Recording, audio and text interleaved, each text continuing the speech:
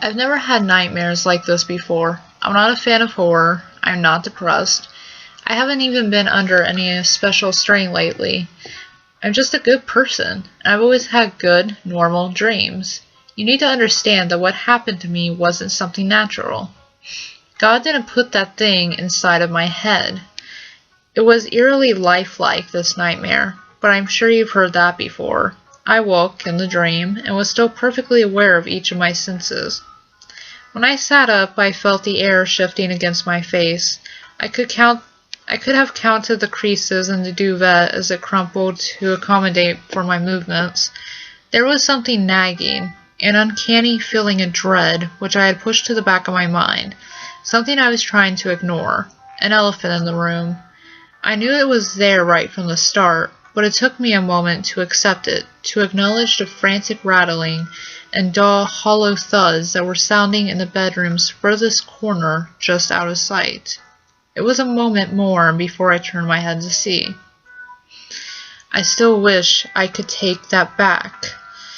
I could tell you that it was something like a spider, but that would be wrong. Structurally, perhaps it was similar, but in its essence, it could not have been more different. It was a mistake, a glitch of nature. It consisted entirely of legs, a twitching, writhing mass of them, all jointed together where the pelvis should have been. They were thin, fleshy, and pale white, and much as I tried to ignore it, there was something awfully human-like about them. Its movements were nothing like a spider's. It moved as though it were in agony, like something dying and helpless, unable to control the contractions and spasms that racked its muscles. Aside from its appearance, there was something deeply disturbing about it, because not only did it seem to be dying, it struck me as having the air. Perhaps it was something to do with the blindness of the way in which it moved, of the not yet born. It reminded me more than anything else of those rare cases of conjoined twins, where the children are fused together at the skull, sharing a single brain, except one baby is already dead, or dying by the time it leaves the womb. Or else it reminded me of the children that are born with their hearts outside of their chests, or half of their bodies gone, like they were never even meant to be alive. It was like that, as though the thing had been born dying, and knowing that, was trying to escape from itself, from the death assigned to it by the failures of its own wretched body. It was only a reflection. Truly, I was alone in the room, and the creature was nothing more than an image in the glass of a mirror that stood in the corner. But this did nothing to lessen my fear of the thing, because in a heartbeat I realized what it was doing. Where exactly it was trying to escape to. It was throwing itself against the mirror. This thing that wasn't supposed to be alive, wasn't even supposed to be able to move. It beat itself against the glass, struggling through its own convulsions, heaving, throwing itself into the air, until it came to collide with the gleaming surface, before it crashed to the ground again, a twitching mass. I sat there, immobile, transfixed by those awful erratic movements. As it lifted itself up, threw itself forwards and collapsed, over and over again. I could hear it breathing. This thing that had no mouth and no lungs. It was panting with exertion. Each time it came into contact with the glass, the mirror shook violently, the creature letting out a hideous wheeze as its bones crunched beneath it.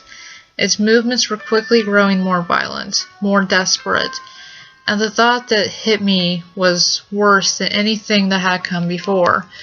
It was about to break through. I can't tell you how afraid I was.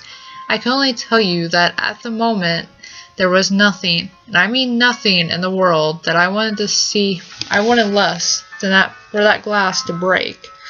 I would have killed myself. Hell, I probably would have killed everyone I loved, if only it would make that thing go away. The creature's breathing had mounted, sharpening and warping horribly into a piercing whine, like the sound of a pig screaming. No, it was more like hundreds of pigs screaming, crying in the burning fires of hell. Its legs rotating, gruesome and senseless, on its fleshy axis of a body. I watched as it raised itself once more, as it heaved its weight forwards, throwing itself against the glass with all of its force, and knowing that this was it. This was the time when it would make it to my side, to our side of the mirror. The blissful ecstasy that flooded my body when I found myself awake, lying in silence and peaceful darkness, was beyond words. The screaming was gone. The relentless rattling had ceased. To know that I was safe, that I would never see that thing find its way onto our side of the mirror, was something that surely can only be appreciated by those who have suffered nightmares like mine. I waited for some time in silence, unmoving, savoring the knowledge that I was safe. There was a part of me that vainly felt as though I myself had destroyed the creature, as though some transcending power of will had woken me just before the thing broke through, destroying it forever. When I finally sat up, I found myself smiling, right until my eyes landed on that mirror. It was standing there, where it had been last night, in the furthest corner of the room, but the sight of it made my blood run cold. The frame stood empty, the glass lay shattered on the floor.